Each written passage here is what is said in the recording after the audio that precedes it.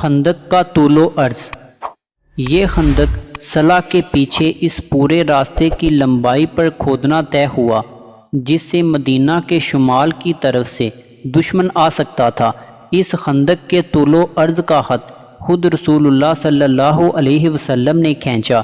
یہ خندق شیخین سے شروع ہو کر جبل صلہ کے مغربی کنارے تک آئی اور بعد میں اس میں اور اضافہ کر کے وادی بطخان اور وادی رانونا کے مقام اتصال تک پہنچا دیا گیا۔ اس خندق کی کل لمبائی 3.5 میل یعنی تقریباً 6 کلومیٹر تھی اور چوڑائی اس قدر کہ آسانی سے گھڑ سوار عبور نہ کر سکے۔ ایک روایت سے معلوم ہوتا ہے کہ چوڑائی 5 گز تھی۔ ابن سعد فرماتے ہیں کہ 6 دن میں خندق کھودنے سے فراغت ہوئی۔ موسیٰ بن عقبہ فرماتے ہیں کہ 20 دن میں فارغ ہوئے۔ علامہ سمخودی فرماتے ہیں کہ 6 دن کی روایت صحیح ہے، 20 دن حصار کی مدت ہے۔ غزوہ خندق میں شریک مجاہدین کی کل تعداد 3000 بتائی گئی ہے۔ ہر 10 افراد کی جماعت کو بقول جمل و ساوی و معارف 40 گز خندق کھودنے کا کام سپرد کیا گیا، مگر مصطفیٰ ادریسی میں ہر 10 افراد کو 10 گز سپرد کی گئی تھی۔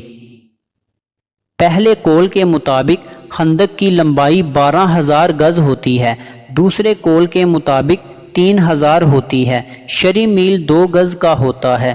غرض یہ کہ دشمن اس خندق کی وجہ سے مدینے کے اندر داخل نہ ہو سکا، تاہم مسلمان اس محاصرہ اور دشمن کی یلغار سے سخت خوف زدہ تھے۔ کم و بیش یہ محاصرہ 1 ماہ تک قائم رہا۔ بالآخر اللہ تعالیٰ نے پردہ غیب سے مسلمانوں کی مدد فرمائی۔ مذکورہ آیات میں ان ہی سراسیمہ کر دینے والے حالات اور امداد غیبی کا تذکرہ فرمایا گیا ہے۔ غزوہ خندق کے موقع پر خدا کی غیبی مدد۔ حضرت نعیم بن مسعود کی تدبیر کے علاوہ دوسری آفتاب ان پر آئی۔ اللہ تعالیٰ نے ایک سخت اور ٹھنڈی ہوا ان پر مسلط کر دی۔ سخت جاڑوں کا موسم تھا۔ ہوا نے ان کے خیمے اکھاڑ دیے، ہانڈیاں چولہوں سے الٹ دیں۔ یہ تو ظاہری اسباب اللہ تعالیٰ نے دشمن کے پاؤں اکھاڑنے کے لیے پیدا فرما دیے تھے۔ اس پر مزید یہ کہ اللہ تعالیٰ نے فرشتے بھیج دیے تاکہ باطنی طور پر ان کے دلوں پر رعب طاری کر دیں۔ ان دونوں کا ذکر آیات مذکورہ میں اس طرح فرمایا گیا ہے، یعنی ہم نے ان کے اوپر ایک تند و تیز ہوا بھیج دی اور فرشتوں کے لشکر بھیج دیے جن کو تم نہیں دیکھ رہے تھے۔ غزوہ احزاب میں فرشتوں نے اگرچہ عملی حصہ نہیں لیا تھا بلکہ مشرکین کے لشکر کو مرعوب اور خوف زدہ کیا تھا۔ اس کا نتیجہ یہ تھا کہ اب ان کے لیے بھاگ کھڑے ہونے کے سوا کوئی چارہ کار نہیں تھا۔ غزوہ خندق کے موقع پر کتنی نمازیں قضا ہوئیں۔ حملے کا یہ دن نہایت ہی سخت تھا۔ پورا دن تیر اندازی اور سنگ باری میں گزرا۔ اسی میں رسول اللہ صلی اللہ علیہ وسلم کی 4 نمازیں قضا ہوئیں۔ آپ صلی اللہ علیہ وسلم نے عورتوں اور بچوں کو ایک قلعہ میں محفوظ کر دیا تھا۔ حضرت حسان بن ثابت اس قلعہ کی نگرانی پر مامور تھے۔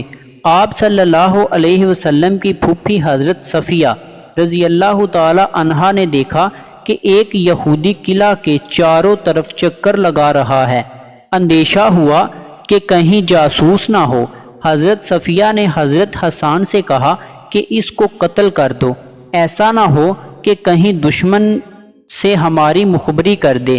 حضرت حسان نے کہا کہ تمہیں معلوم ہے کہ میں اس کام کا آدمی نہیں۔ حضرت صفیہ نے خیمہ کی ایک لکڑی لے کر اس یہودی کے سر پر اس زور سے ماری کہ اس کا سر پھٹ گیا، اور حضرت حسان سے فرمایا یہ مرد ہے اور میں عورت ہوں، اس لیے میں تو ہاتھ نہ لگاؤں گی، تم اس کے ہتھیار اتار لاؤ۔ حضرت حسان نے کہا مجھے اس کے ہتھیار اور سامان کی ضرورت نہیں۔